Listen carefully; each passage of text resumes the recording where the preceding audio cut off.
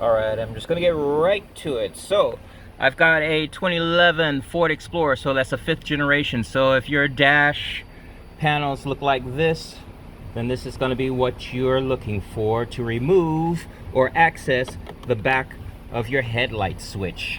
Now, you wanna probably think to yourself like, hey, maybe I just need to pull it from the bottom, or maybe angle it, pull it from the side, or maybe yank it out from this side. No, you don't want to do that.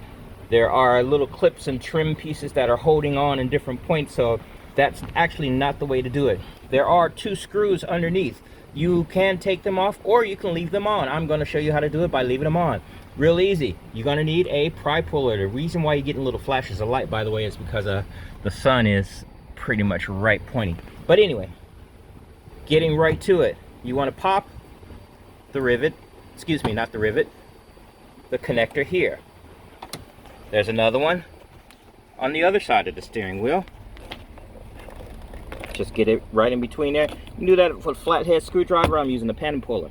That gets that. Now, as you see, that just goes straight in, like that. Which means when you pull it straight out.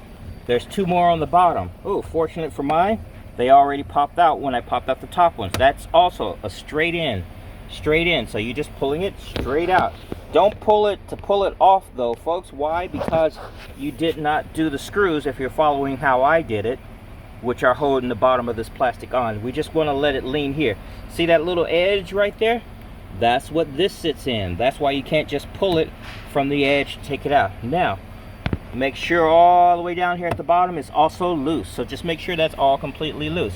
Now, you can simply pull it from the bottom, like that.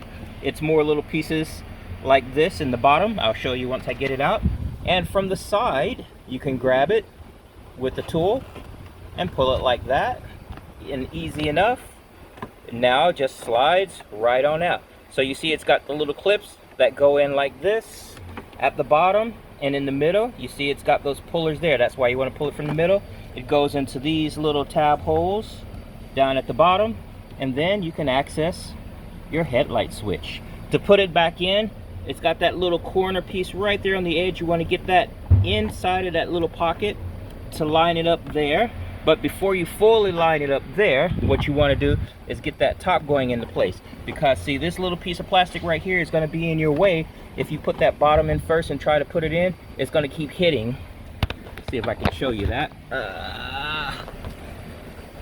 There you go. It's going to keep hitting down below there, see? It's going to keep hitting that.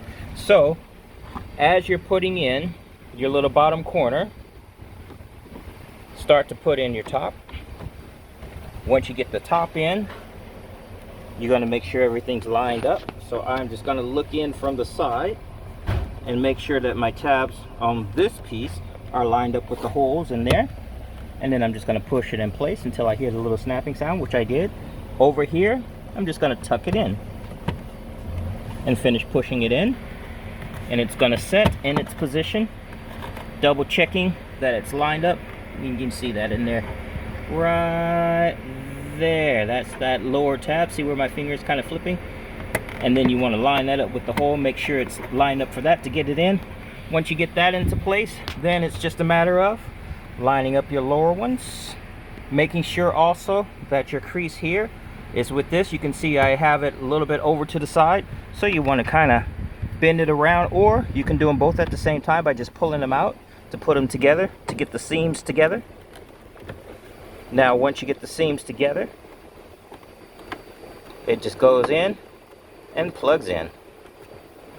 And all you got to do is confirm it by pushing it all the way in, and from the bottom to get that inside of its little hole too that I showed you earlier.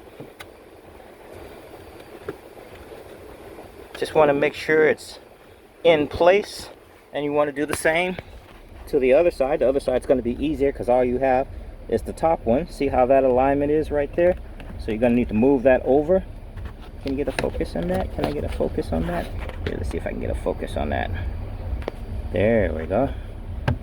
See if I can get a light on that. There we go. So, right up in there. You want to get that lined up. There you go. Get it lined up and then push it into its place, and then make sure the lower one's in place also, and then that pretty much will get you set for what you need to do to get it back in. Thanks for watching.